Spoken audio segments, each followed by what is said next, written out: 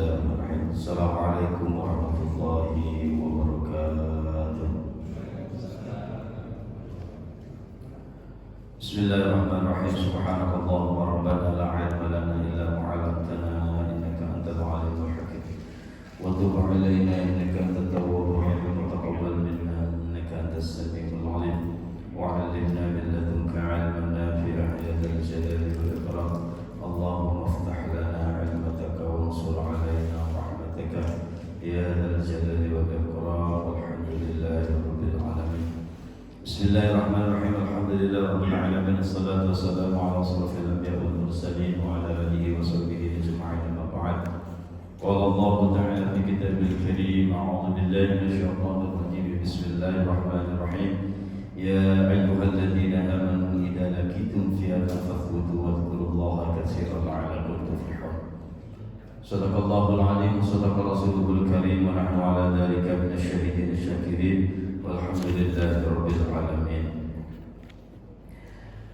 Jamaah salat maghrib masih istimewa kata yang sudah yang dimuliakan Allah Subhanahu wa taala. Syukur alhamdulillah. Malam ini Allah masih melimpahkan beribu-ribu nikmat kepada kita semuanya.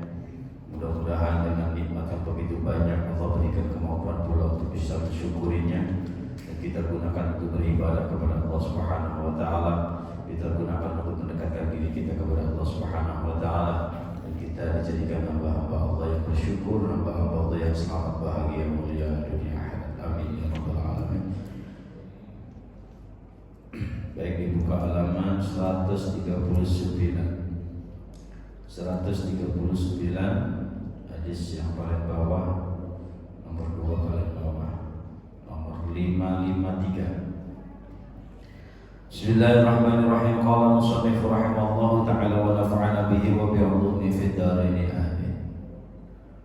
Wa 'an Aisyah, hadis riwayat Sayyidah Aisyah radhiyallahu anha, semoga Allah meridai beliau. Qalat berkata, di sini Sayyidah Aisyah berkata, kana nabiyyu, bahwasanya baginda Rasulullah sallallahu alaihi wasallam yuqabbil. Yuqabbil itu mencium, ya. Berarti yuqabbil mencium wa huwa shaim. Beliau mencium Sayyidah Aisyah wa huwa shaim, dan beliau dalam kondisi berpuasa. Kemudian wa yubashir, kemudian baginda juga memeluk. Yubashir, basyarah itu bersentuhan kulit. Jadi memeluk, wa huwa shaim, dalam kondisi puasa. Rasulullah cium, memeluk dalam kondisi puasa. Walakinnahu kana amlakahum lirbi, akan tetapi baginda Rasul sallallahu alaihi wasallam itu hamba yang paling kuat. Amlakakum, hamba yang paling kuat. Liirbihi, menahan syahwatnya. Itu. Jadi hukum mencium, memeluk ketika lagi berpuasa, apalagi itu puasa Ramadan, jangan sampai batal. Kalau puasa sunnah enggak wajib masalah. Kalau puasa wajib, ya, mencium, memeluk ini hukumnya boleh sebenarnya, enggak apa-apa. Cium, dipeluk enggak apa-apa. Tapi karena setan itu pintar gitu loh. Ya, pintar, maka harus berhati-hati. Nah, kalau Rasulullah sangat kuat, bisa untuk menjaga syahwatnya. Nah, kalau umumnya manusia biasa, kemungkinan besar berat untuk menjaga itu. Apalagi masih umur-umur yang masih baru-baru nikah gitu ya. Oh, itu tegangannya tinggi. Gak boleh disentuh, gak boleh bahaya. Itu nanti kalau ujungnya ke situ akan batal puasanya. Kalau Ramadan, ya kalau malam, kalau siang kan repot gitu ya. Jadi harus hati-hati betul, walaupun itu terlihat nggak sampai lah gitu. Jangan meremehkan sesuatu, kita hati-hati aja. Jangan meremehkan hal yang hal yang menyebabkan kita untuk berbuat dosa. Karena setan itu pintar banget begitu pintar banget. Jadi kita harus hati-hati selalu memohon kepada Allah ya, agar tidak melakukan perbuatan-perbuatan yang mana itu dilarang oleh Allah dengan sengaja.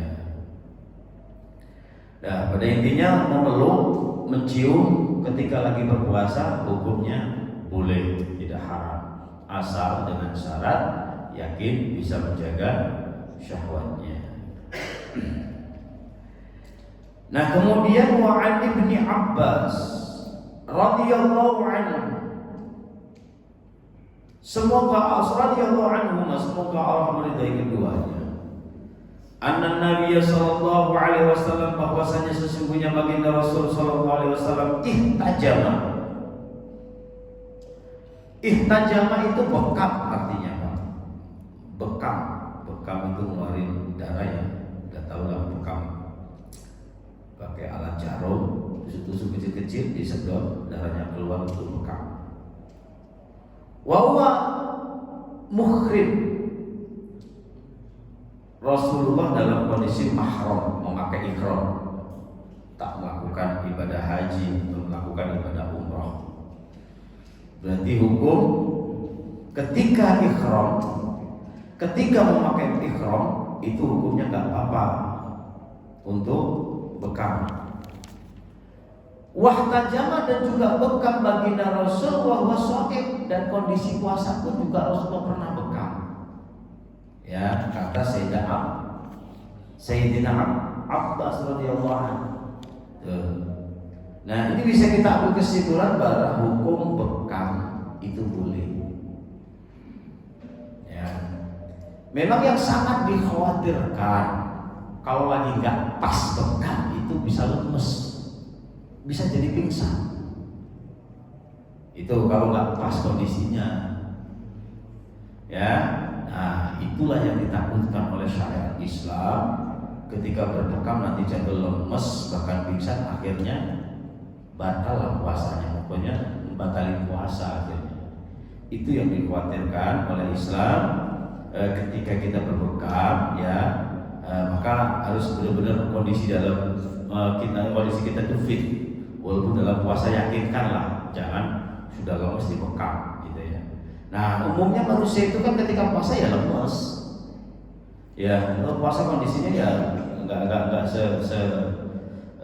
se-efektif ketika lagi nggak puasa gitu. Apalagi yang jarang-jarang puasa, yang tak terbiasa puasa, pasti terasa banget. Begitu. Maka dalam hal ini baiknya kalau nggak penting banget jangan bekam, walaupun diperbolehkan. Boleh hukumnya. Maka suntik juga boleh, sama itu kan, bekam itu mau menusuk jarum mengeluarkan darah.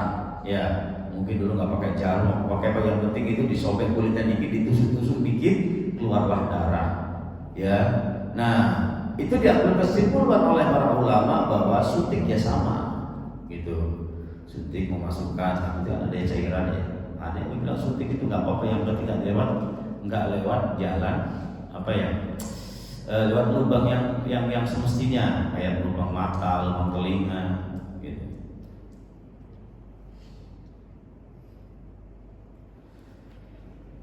Kemudian selanjutnya wa Syaddad Ibni Aus, anna Nabi sallallahu alaihi wasallam ata ala rajulin, mendatangi seorang laki-laki di baki wa huwa yahtajimu, dalam kondisi membekam, fi Ramadan, di dalam bulan Ramadan. Jadi ada seorang laki-laki di daerah Baqi, Rasulullah mendatanginya. Maka faqala, Rasulullah bersabda, aftaral hajim wal mahjum. Oh, ini hadisnya kalau kita sekilas paham ini bertentangan nih. Aftaral hajim, maka batal. Haji ini ya, orang yang membekam, wal mahjum, orang yang dibekam. Yang bekam batal, yang dibekam juga batal. Nah, namun kalau kita baca, maka kita memahami hadis itu jangan satu gitu, harus kok ini kayaknya ada sedikit bertentangan ini ya. Cari hadis-hadis yang lain, mungkin ada di mansukh. Ya, mungkin hadis ini sudah dimansukh. Ya, sudah dihapus dengan hadis yang lain. Karena ini hadis riwayat itu sebelum Fathul Makkah. Hadis yang saya baca di syarahnya di Subulus Salam, syarah kitab Bulughul Maram ini, bahwa hadis yang diriwayatkan oleh Shaddad bin Aus ini sudah dimansuh oleh hadis riwayat Abbas tadi yang pertama tadi, yang awal tadi, yang menghukumi bekam itu boleh, bekam boleh. Nah ini kan mengharap, ini seakan-akan membatalkan tadi yang pertama nggak batal, kalau ini batal gitu. Maka dua hadis ini, yang hadis yang kedua ini sudah dimansuh, sudah dihapus dengan hadis yang pertama itu, jadi nggak batal itu ya. Ini karena turunnya sebelum Fathul Makkah, Islam masih belum kuat, akhirnya dikasih rukhsah ya, baginda Rasul kalau memang harus berbekam dengan pengobatan cara berbekam, ya udah nggak apa-apa ketika lagi kondisi puasa. Nah kemudian bawaan Anas bin Malik, selanjutnya riwayat Anas bin Malik radhiyallahu anhu, awwalu ma kurihat hijamah, awal-awal dimakruhnya untuk berbekam lishaim bagi orang yang berpuasa, an Ja'far bin Abi Thalib, yaitu Ja'far bin Abi Thalib dimakruhkan ini awal-awalnya. Akhirnya ihtajama wa huwa shaim, Ja'far bin Abi Thalib ini berbekam dalam kondisi berpuasa. Famarra bihin Nabi, Rasulullah melewati dalam kondisi dia lagi berbekam. Faqala afṭara hadani, kamu dua-duanya batal gitu. Itu dulu ya. Kemudian summa rakhasa Nabi, kemudian Rasulullah sallallahu alaihi wasallam memberikan rukhsah ba'da fil hijamati lishaim, ya sesudah bekam bagi orang yang berpuasa. Khusus untuk yang berpuasa ketika memang harus pengobatannya lewat bekam, itu diberikan rukhsah, dispensasi, diperbolehkan begitu. Cuma dipastikan jangan sampai gara-gara bekam terus lemas jatuh, kemudian maksudnya lemas terus dia membatalkan puasanya. Ya. Wa kana Anas yahtajimu wa huwa shaim. Anas sendiri pun berbekam dalam kondisi berpuasa. Tuh. Jadi dari beberapa hadis, ada 3 hadis ini, kalau kita lihat secara ini memang agak bertentangan, tapi kalau kita pahami syarahnya, oh iya ternyata hadis riwayat yang Shaddad yang kedua tadi sudah dimansuh oleh riwayatnya Ibnu Abbas. Sudah yang hadis ini sudah tidak berlaku. Jadi yang berlaku hadisnya Sayyidina Abbas, ya, Sayyidina Abbas radhiyallahu anhu. Itu mungkin yang sampai saat ini juga ada beberapa ulama yang masih memegang hadis ini, yang masih tidak membolehkan karena khawatir dia membatalkan puasa dengan bekam itu. Gitu. Mungkin ada beberapa. Tapi pada mayoritas Imam Syafi'i ya Imam Syafi'i itu tidak apa-apa, hukumnya boleh bekam ketika kondisi lagi berpuasa. Selanjutnya wa ana Aisyah, hadis riwayat Sayyidah Aisyah radhiyallahu anha, semoga Allah meridai beliau. Anna Nabi sallallahu alaihi wasallam, bahwasanya baginda Rasulullah sallallahu alaihi wasallam iktahala fi Ramadan, bercelak mata, ya matanya dihitam-hitamin itu ya, kayak celak. Tahu ya, itu dikasih hitam-hitam kayak celak itu. Fi Ramadan, di dalam Ramadan, wa huwa shaim, beliau dalam kondisi puasa. Berarti boleh pakai celak mata ketika puasa itu boleh. Karena itu kan bukan benda cair ya, benda padat. Kemungkinan untuk masuk lubang mata itu sedikit. Dan pun ada yang berpendapat pakai obat tetes mata boleh nggak? Gitu. Pakai obat tetes mata boleh hukumnya. Nah, ada beberapa ulama yang berpendapat nggak apa-apa tetes mata itu. Karena apa? Dia bukan ke tenggorokan. Jadi mata itu nggak tembusnya tenggorokan, dibilang begitu. Jalurnya beda, lubangnya, begitu. Tapi kita lebih hati-hati ya, jangan kalau nggak terpaksa, jangan dilakukan. karena bendanya cair kan kalau tetes mata. Kalau ini kan padat, nggak cair. Ya. Selanjutnya wa an Abi Hurairah, riwayat Abi Hurairah radhiyallahu anhu.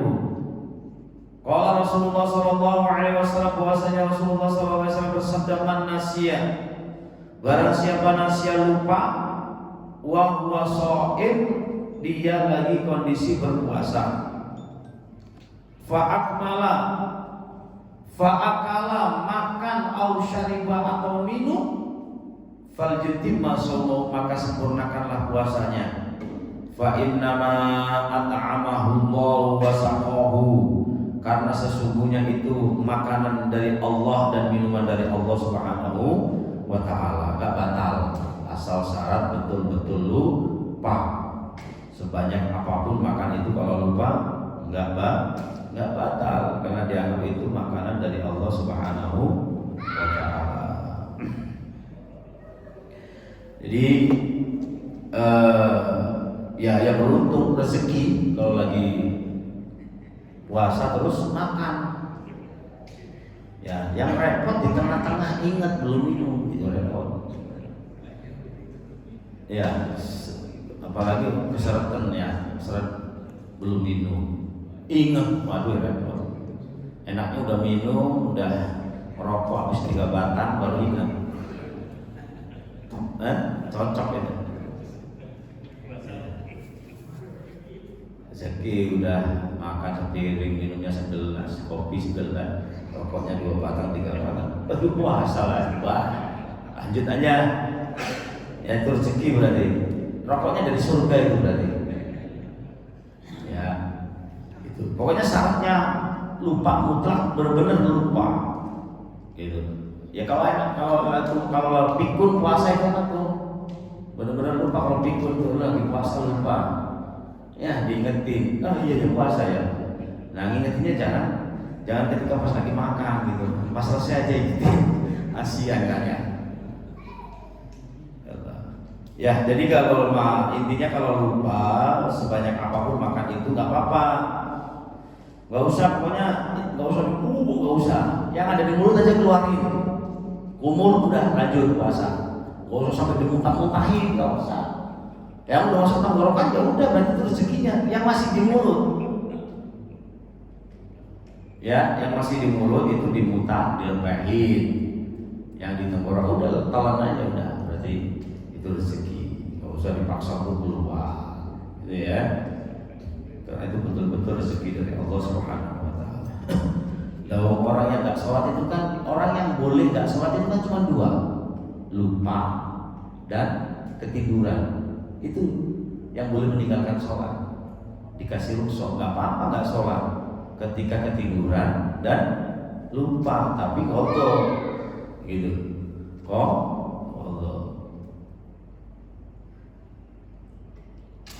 Berbeda Pak, kadang-kadang gini ya. Gini, tidurnya jam 1.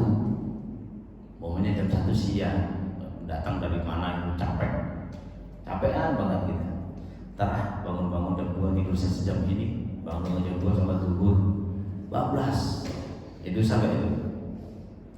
Belum sampai itu ketiduran enggak? Hah? Ya sama. Kayak belum sholat isya. Belum sholat isya datang malam jam 10, belum sholat isya, tidur dulu lah, nanti bangun sekalian tahajud. Bablas bangun azan subuh. Ya alam itu. Kalau memang diniatin udah dikasih kesempatan sama Allah, ya untuk sholat 1 jam waktunya, emang ya capek, semuanya memang capek ujian. Ya, tapi kalau kita takut, ya udah. Kalau memang benar yakin bisa bangun, ya boleh. Ya. Kayak begini nih. Ini sering terjadi mungkin ke anak-anak perempuan kita ya, ketika lagi haid, datang bulan tuh, datang bulannya jam 1. Sebenarnya dia itu jam 1 datang bulan, kan belum sholat duhur pokoknya, belum sholat duhur jam 1 siang. Allah udah kasih 1 jam, dia gak sholat. Nah ini sering dianggap dia udah nggak qadha, duhurnya nggak diqadha. Padahal udah dikasih waktu sejam. Nah, ini harus disampaikan ke orang, ke anak-anak perempuan kita atau istri kita yang belum tahu. Ya, begitu. Atau dia udah suci, ya, dia jam 1 sebenarnya sudah suci. Dia suci tapi nggak sholat zuhur, kayak gini-gini. Jadi sucinya dia sore. Tapi sebenarnya suci itu udah jam 11 tadi, udah jam 2 lah. Suci itu udah jam 2, habis dulu udah suci sebenarnya. Jam 1-an udah suci. Berarti kan setelah suci ada waktu zuhur. Dia tunda-tunda, nanti aja mandinya sore-sore sekalian. Berarti dia menunda. Nah, berarti kan dia menunda, udah dikasih waktu. Sucinya sebenarnya jam 1 siang atau jam 2, masih ada waktu sejam untuk sholat zuhur. Segera mandi sholat zuhur. Karena malas sekalian tuh sore. Nah zuhurnya kan hilang. Nah seperti itu juga, itu harus disampaikan kepada keluarga kita yang perempuan gitu. Baik, selanjutnya ini tambahan hadis, man aftara fi Ramadan nasiyan fala qadha alaihi wala kafar. Jadi barang siapa yang berbuka ketika lagi lupa, fala qadha, makan lagi lupa, maka tidak ada qadha dan tidak ada kafarah. Orang lupa kok, ya apa-apa, tapi lanjut terus puasanya. Wa an Abi Hurairah radhiyallahu anhu qala Rasulullah sallallahu alaihi wasallam. Hadis diriwayatkan oleh Abu Hurairah bahwasanya beliau berkata, Rasulullah sallallahu alaihi wasallam bersabda, man dara'ahu, barang siapa yang terpaksa al-qai'u muntah, fala qadha alaihi, maka tidak ada qadha, enggak batal ya, isinya enggak ada qadha. Terus puasanya kalau muntahnya enggak sengaja. Misalnya itu enggak sengaja. Wa man istaqa'a, barang siapa yang sengaja muntah, dimuntah-muntahkan gitu ya, fa alaihi qadha, maka puasanya batal plus qadha nantinya. Makanya kalau kau ya udah, kalau muntah sendiri, umpamanya kita kebauan apa gitu, langsung enggak muntah, atau masuk angin muntah, itu kan muntah nggak dipaksa, muntah sendiri. Setelah muntah lanjutin aja puasa kalau kuat gitu. Jangan terus batalin puasanya.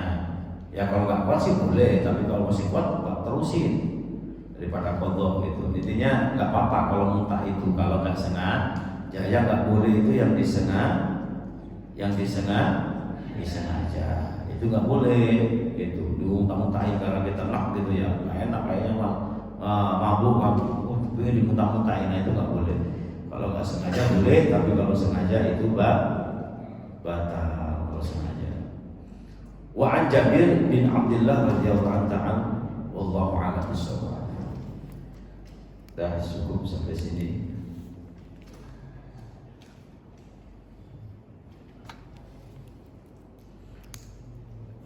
Aman? Gak ada ya? Udah aman berarti. Tutup ya. Al-Fatihah. Bismillahirrahmanirrahim.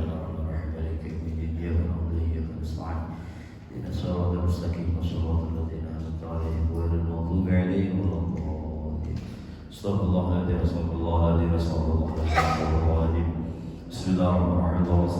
wa barik ala sayyidina Muhammad wa ala ali sayyidina Muhammad rabbil alamin. Hamdan syakirin, hamdan na'imin, hamdan yuafi ni'amahu wa yukafi mazidah. Ya Rabbana wa lakal hamdu wa lakal syukru kama yanbaghi li jalali wajhikal karim wa 'azimi sultanik. Allahumma shalli ala sayyidina Muhammad salatan tas'abu ala al-azzam wa tahsil bi ala al-akhlaq wa ala alihi wa sahbihi wa sallam. Ya Allah ya Rahman, ya Allah ya Rahim, ya Allah ya Rahman, ya Allah ya Rahim, ya Allah ya Rahman, ya Allah ya Rahim. Allahumma yassir wa najjih wa barik umur dunya wa umur al-akhirah bisabab majlis ilmi ya Rabbi rahmatika ya arhamar rahimin. Allahumma rizqna al-istiqamah wa husnul khatimah. Allahumma ij'alna aqrabana min ad-dunya ila ajalina qawla la ilaha محمد رسول الله صلى الله عليه وسلم ربنا آتنا في الدنيا حسنة وفي الآخرة حسنة وقنا عذاب النار جزا الله على سيدنا محمد صلى الله عليه وسلم وسبحان ربك رب العزة عما يصفون وسلام على المرسلين والحمد لله رب العالمين. Wassalamu alaikum warahmatullahi wabarakatuh.